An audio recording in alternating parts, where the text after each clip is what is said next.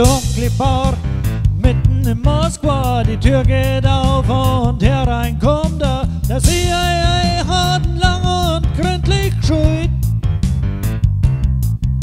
weshalb er sich so sicher fühlt.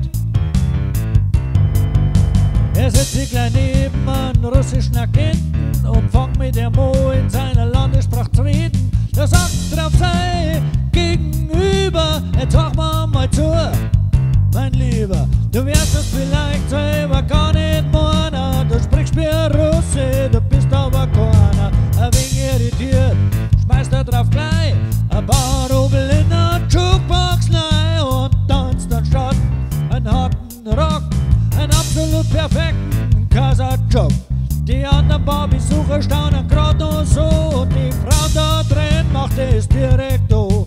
Da sagt drauf wieder sein Gegenüber: Jetzt sag mal zu, mein Lieber, du wirst es zwar selber gar nicht meiner. Du tanzt wie Russe, du bist aber keiner. Jetzt langsam, da beschreit er sich gleich.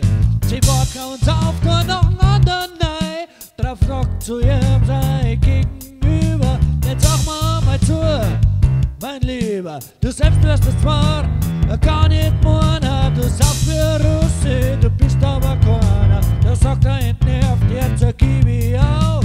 Wir kommst denn nur auf so einen Schwachsinn drauf? Mit einem breiten Grinsen sagt sein Gegenüber: Jetzt sag mal zu, mein Lieber, vielleicht wirst du es gar nicht hören mögen, doch ich hab noch keinen russischen Neger gesehen. Na, na.